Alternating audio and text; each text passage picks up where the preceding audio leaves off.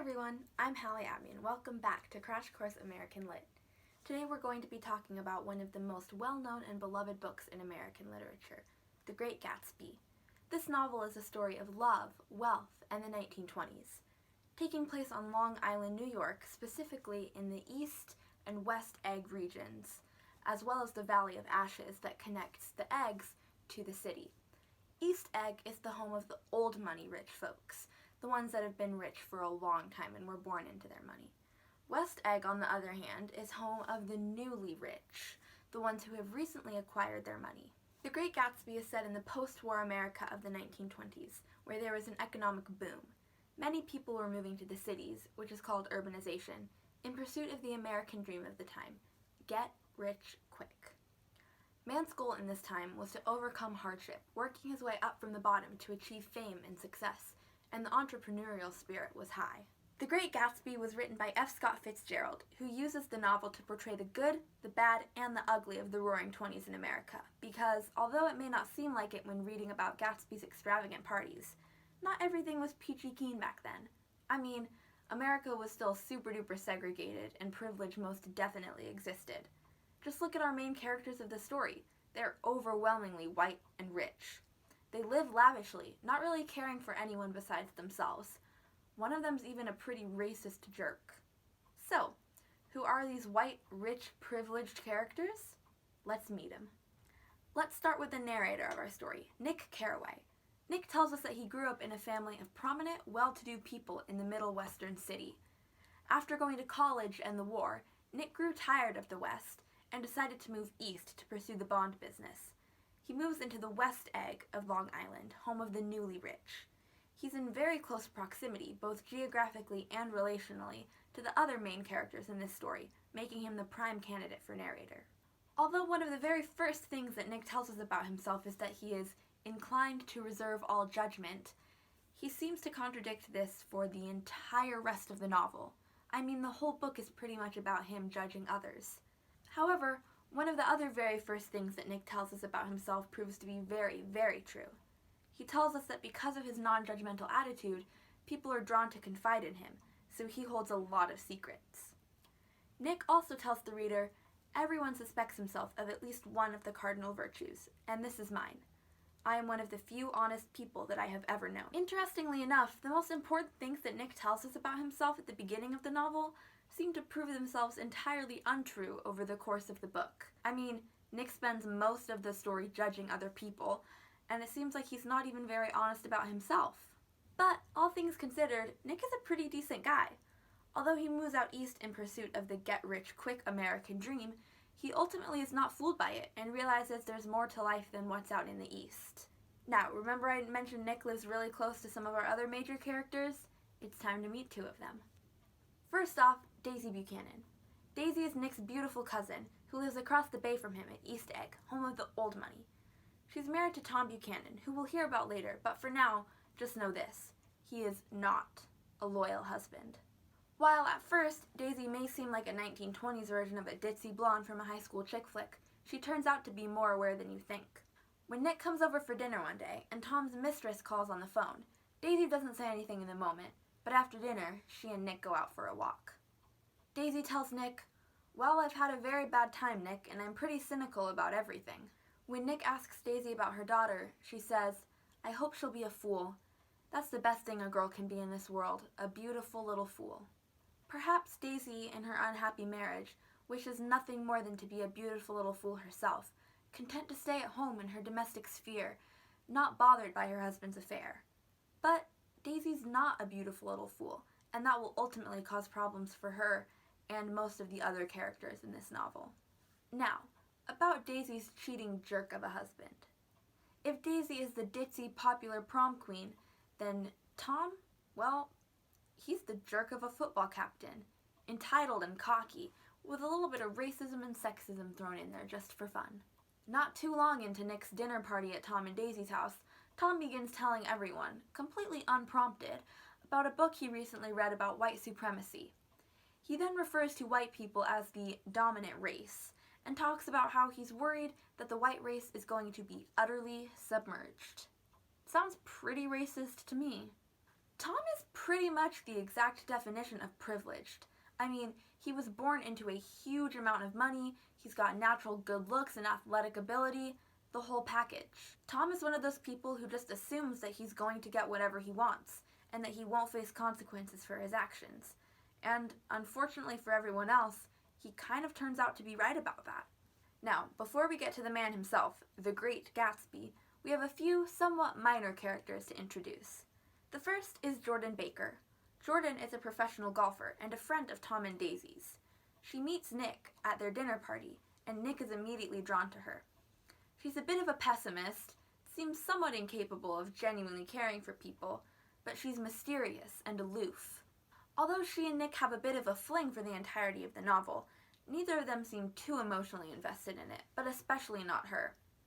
Jordan is a modern woman, of the 1920s at least. She's independent, cool, and doesn't need a man to take care of her. Then there are the Wilsons.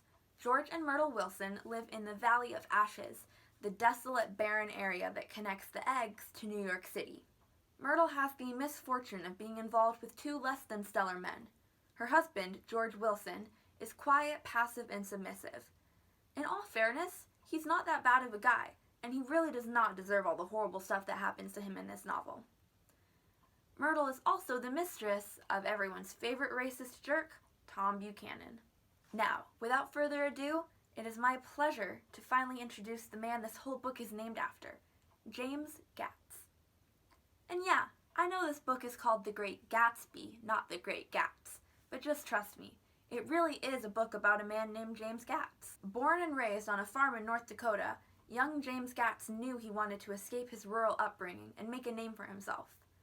Young James truly embodies the American dream of the time, to overcome hardships and humble beginnings and become wealthy and famous. James Gatz meets a really rich guy named Dan Cody, becomes inspired to reinvent himself. He calls himself J. Gatsby, goes into some pretty shady business, and by shady business I mean organized crime, and gets really, really rich. He adopts the habit of calling people Old Sport and buys a mansion on West Egg. It is important to note that Gatsby's mansion on West Egg is directly across the bay from Tom and Daisy Buchanan's house, and this is not a coincidence, because Gatsby is obsessed with Daisy, like super duper in love. If Daisy is the prom queen and Tom is the football captain, then Gatsby's like that one weird kid who's really obsessed with Daisy, dresses up every day for school in the hopes that she'll notice him, goes to all the school events just to stare at her. Yeah, he's that guy. Before meeting him, Nick is super curious about Gatsby since he doesn't know much about him, despite living next door to him. All he knows is that Gatsby throws huge, extravagant parties every week that the majority of New York comes to.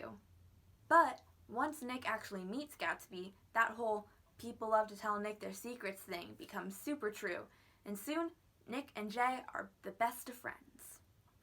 Gatsby is like a living, breathing bundle of contradictions. I mean, rich and famous but has very few friends, dedicated to not drinking but makes a fortune in illegal alcohol distribution and throws huge drunken parties, worldly and less than honest but motivated by love. I mean, if I lived next door to this guy, I'd be crazy curious about him too. I can't really blame Nick. So, there's all our characters. Now, let's finally get to what actually happens in the story. So we meet our narrator, Nick, who lives in West Egg, and he goes over to Tom and Daisy Buchanan's house for dinner, where he meets Jordan Baker. Then, Tom suggests that he and Nick go into the town to have some fun, and they pick up Tom's mistress Myrtle on the way.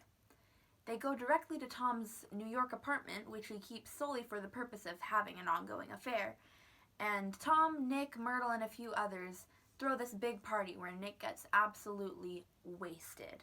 Back at home, Nick then receives an invitation for one of Gatsby's parties, which is odd because people don't get invited to Gatsby's parties. People just show up to Gatsby's parties whenever they want.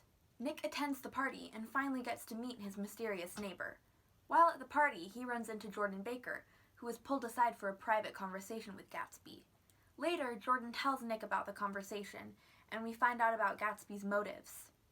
Before the war, Gatsby met Daisy and fell deeply in love with her almost instantly, but then had to leave to go off to war. He is still deeply in love with Daisy, which is why he got super rich, bought that house right across the bay from her, and he throws all of the extravagant parties in the hopes that maybe one day she'll just wander in. Gatsby is seen staring at the green light at the end of Daisy's dock, and he reaches out to it. Remember this, it'll be important later. Nick and Gatsby spend more time together, and Nick is introduced and grows accustomed to Gatsby's luxurious, lavish lifestyle. However, Nick does do his best to warn Gatsby that he can't repeat the past, but Gatsby brushes it off and is adamant that he can and will.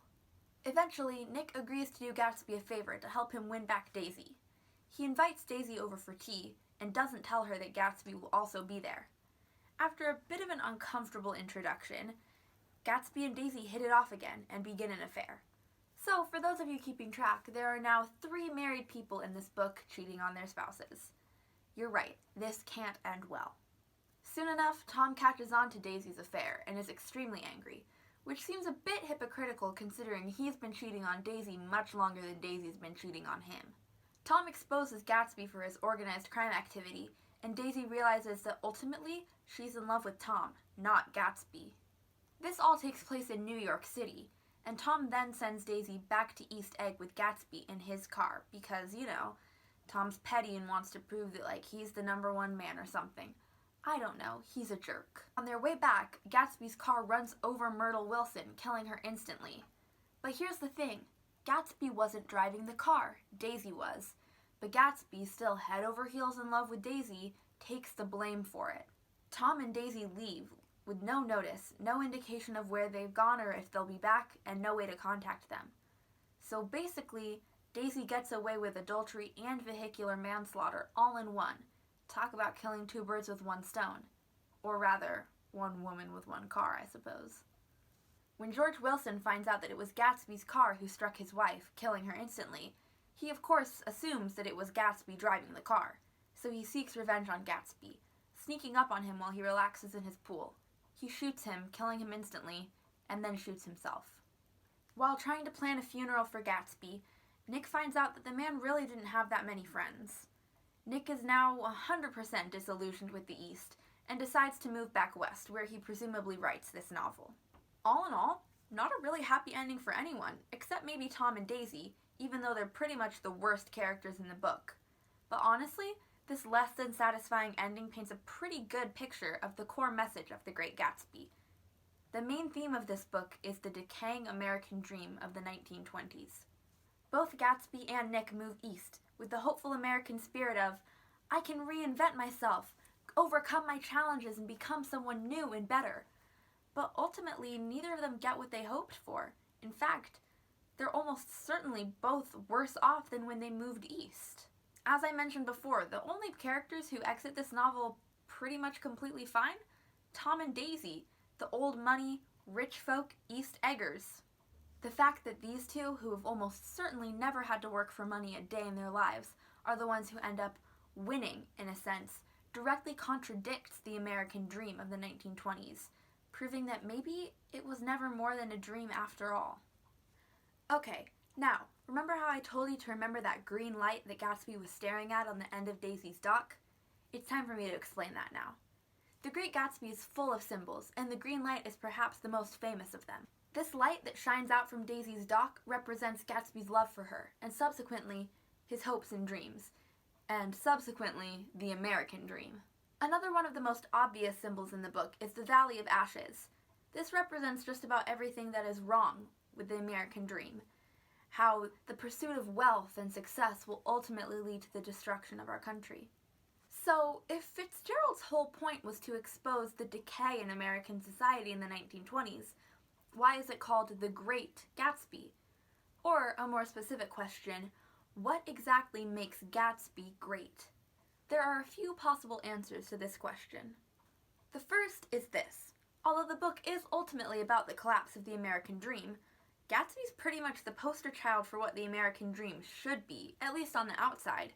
He's rich, famous, successful, somewhat of a legend among those who attend his parties. He's everything that everyone wants to be in the 1920s. Gatsby truly fulfilled the part of the American dream about overcoming your hardships and being more than just your background. I mean, the man completely reinvented himself. The second possibility is that his greatness comes from the inside, not the outside. Although he did do some sketchy stuff. And remember, by sketchy stuff, I mean organized crime. His motivations were pure, true love. So, the answer to why is Gatsby great? Well, it would appear that Fitzgerald has left that up to the reader. Thank you for tuning in to this episode of Crash Course American Lit. Stay great, old sports.